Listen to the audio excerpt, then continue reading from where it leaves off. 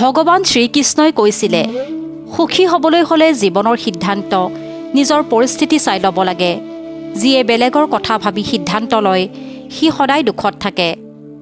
বেলেগে যিয়ে নকওক নিজকে সদায় শান্ত ৰাখিব লাগে, কিয়নো সূৰ্যৰ ৰশ্মি যিমানেই তীব্ৰ নহওক সাগৰক কেতিয়াও শুকুৱাব নোৱাৰে।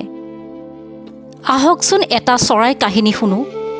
এদিন এটা চৰায়ে ভগৱানক ক'লে, হে প্ৰভু, মই বৰ কষ্টৰে এটা ঘৰ সাজিছিলোঁ, আপুনি ধুমুহা পঠাই মোৰ ঘৰটো উৰুৱাই দিলে।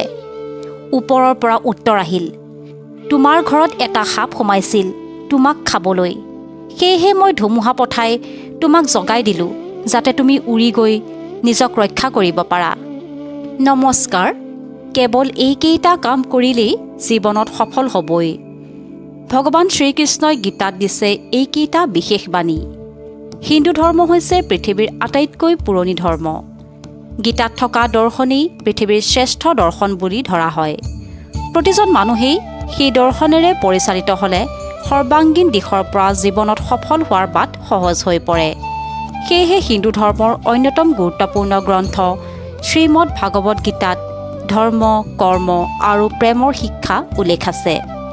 গীতাৰ বাণীয়ে আমাৰ জীৱন দৰ্শনতেই গুৰুত্বপূৰ্ণ ভূমিকা লোৱাৰ উপৰিও মৃত্যুৰ পৰৱৰ্তী সময়তো সমানেই গুৰুত্ব আছে। আহকচোন জানো গীতাৰে কথাখিনি যিয়ে আপোনাৰ গোটেই জীৱন সলনি কৰি দিব পাৰে। প্ৰথমতে হৈছে জীৱনৰ শিক্ষা। আমাৰ জীৱনত বহুতো সমস্যা আহে, আমি নাজানো যে ভগৱানে কেনেকৈ আমাক ৰক্ষা কৰে। যদি আপুনি ভাবে যে ভগৱানে আপোনাক কষ্টৰ মাজত পেলাইছে, তেনেহ'লে বিশ্বাস ৰাখক তেওঁ আপোনাক কষ্টৰ পৰা উদ্ধাৰো কৰিব। দ্বিতীয়তে হৈছে মনৰ শান্তিৰ বাবে। মনৰ বেদনাৰ কোনো শেষ নাই, সেয়েহে আনক দোষ দি একো লাভ নাই। মনক ঈশ্বৰৰ হাতত সমৰ্পণ কৰিব লাগে। ঈশ্বৰৰ সৈতে যুক্ত হ'লেই জীৱনত সুখ, শান্তি, সহনশীলতা, প্ৰেম আৰু নতুন শক্তিৰ সোঁত বয়। যদি ঈশ্বৰে আপোনাক বেছি সময়লৈ অপেক্ষা কৰোৱাইছে তেন্তে সাজু হৈ থাকক, তেওঁ আপোনাক আপোনাৰ কল্পনাতকৈও বেছি দিব। তৃতীয়তে জীৱনৰ সত্য। মৃতকক কান্ধ দিয়াটো পুণ্য বুলি ভবা হয়। যদি জীয়াই থকা মানুহক সহায় কৰাটো পুণ্য বুলি ভবা হয় তেন্তে জীৱনটো সহজ হৈ পৰে। অতীত দুখেৰে ভৰা হ'লেও আগন্তুক কাল আপোনাৰ হাতত। মন অন্ধ হয়, ইয়াৰ নিজৰ কোনো জ্ঞান নাথাকে। সেয়েহে অন্ধ মনৰ কথাত কাণ নিদিব, বুদ্ধিৰে কাম কৰিব। চতুৰ্থতে অকলশৰীয়া সময়। অকলশৰীয়া সময়ক এটা আশীৰ্বাদ হিচাপে লওক। ই আপোনাক নিজকে উন্নত কৰাত সুযোগ দিছে। অকলশৰে থাকিবলৈ শিকক, কিয়নো কোনো সদায় আপোনাৰ লগত নাথাকে। পঞ্চমতে সফলতাৰ মন্ত্ৰ।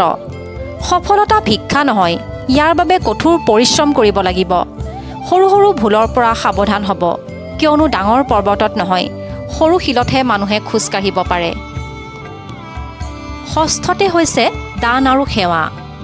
অন্ন আৰু জলৰ দানতকৈ ডাঙৰ দান নাই, আৰু পিতৃ মাতৃতকৈ ডাঙৰ দেৱতা নাই। সেৱা পাৰিলে সকলোৰে কৰিব লাগে, কিন্তু আশা কাৰোৰে পৰা কৰিব নালাগে। সপ্তমতে হৈছে ক্ৰোধৰ পৰিণাম। ক্ৰোধত মানুহ ভ্ৰমত পৰে, ভ্ৰমে বুদ্ধি নাশ কৰে, আৰু বুদ্ধি নষ্ট হ'লে মানুহৰ পতন হয়। মেচৰ কাঠিৰ দৰে ক্ৰোধে প্ৰথমে নিজকে পুৰে, তাৰ পাছতহে আনক পুৰে। অষ্টমতে সুখ দুখৰ সম্বন্ধই। বৰষুণ আৰু ৰ'দ দুয়ো মিলিহে ইন্দ্ৰধনুৰ সৃষ্টি কৰে।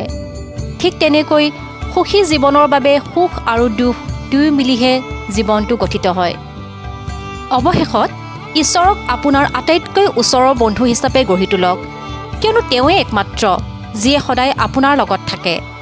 যদি আজিৰ ভিডিঅ'টো চাই ভাল লাগিলে তেনেহ'লে ভিডিঅ'টোত এটা লাইক আৰু চেনেলটো ছাবস্ক্ৰাইব কৰি দিব। আজিলৈ আহিছোঁ তেতিয়াহ'লে, ধন্যবাদ।